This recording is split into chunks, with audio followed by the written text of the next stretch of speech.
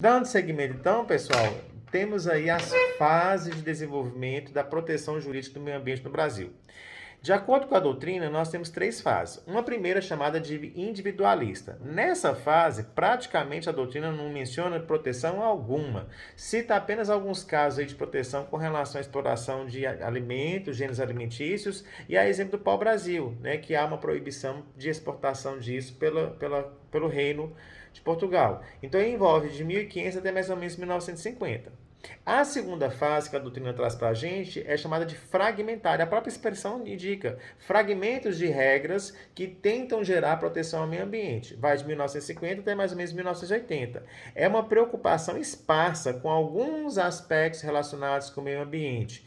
Não estabelece uma política ambiental, não reconhece a natureza difusa do meio ambiente, o direito de todos terem acesso ao meio ambiente equilibrado. E a gente tem exemplos de algumas regras como o Código das Águas, como o Código Florestal, como a Lei de Proteção da Fauna, Código de Mineração, a título de exemplo de regras esparsas que passaram a existir nesse período. A terceira fase que a doutrina traz para a gente é chamada de fase holística. Essa fase vai de 1981 e, segundo a doutrina, perdura até os dias de hoje. Nós temos como marco regulatório a Política Nacional do Meio Ambiente, que é a Lei 6.938 de 81. Uma segunda regra que vem estabelecer para a gente uma fase holística é a lei que disciplina a ação civil pública em defesa do meio ambiente, a Lei 7.347 de 85.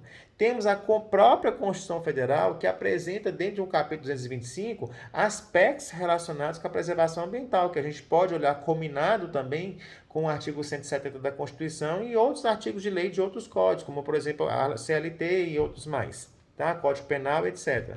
Também temos aí como um elemento que tenta gerar uma visão mais holística, mais ampla de questões ambientais, a Lei 9.605 de 88, que prevê sanções penais e administrativas que são aplicáveis e devem ser aplicáveis a toda conduta e atividade que se torne lesiva ao meio ambiente. Tá? Então, no contexto do Brasil, a gente tem essas três fases aí, como sendo as fases de desenvolvimento da proteção do meio ambiente, segundo o que a doutrina nos traz.